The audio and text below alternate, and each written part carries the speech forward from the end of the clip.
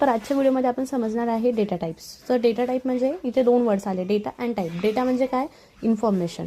Okay, कोणत्या पण गोष्टीची इन्फॉर्मेशन जी असते त्याला आपण काय म्हणतो? डेटा म्हणतो. ओके, आणि टाईप म्हणजे आता इन्फॉर्मेशनचा टाईप कोणता आहे. ओके, तर लास्ट व्हिडिओमध्ये मी तुम्हाला सांगितलं होतं की व्हेरिएबल्स काय करतात, तर व्हॅल्यू स्टोअर करतात. तर जी व्हॅल्यू असते ती कोणत्या टाईपची आहे, कोणत्या टाईपचा डेटा आहे, ओके, त्याला आपण डेटा टाईप तिथे यूज होतो. ओके, तो डेटा टाईपमध्ये इथे काय दिलेलं आहे की data type is use to tell that which type of data we are storing, right.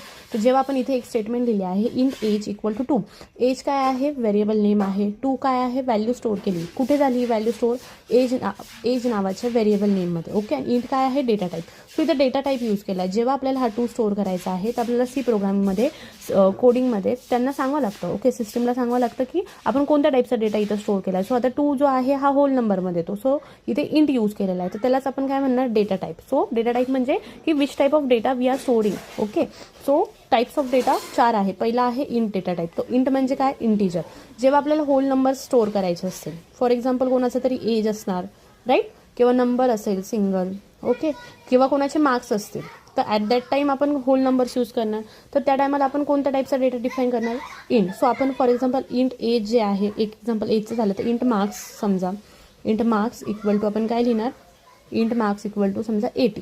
So this टाईपमध्ये इंट हा काम करतो. त्यानंतर फ्लोट येतो. फ्लोट म्हणजे आता जर आपल्याला डेसिमल व्हॅल्यू सेव्ह करायचे, फॉर एक्झाम्पल पर्सेंटेज सेव्ह करायचे 89%, तर त्या टायमाला आपण काय करणार? फ्लोटचा यूज करणार. फ्लोट.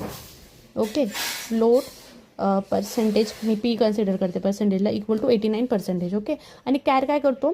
अल्फाबेट सेव्ह करतो. आता सिंगल अल्फाबेट सेव्ह करतो. तुम्ही असं जर लिहिलं फॉर एक्झाम्पल सेजल, तर पूर्ण वर्ड लिहिला तर तो पूर्ण सेजल नाही स्टोअर करणार. तो फक्त काय करेल? एस स्टोअर करेल. म्हणजे कॅर काय करतो? एक सिंगल कॅरेक्टर, एक सिंगल अल्फाबेटच तो स्टोअर करतो.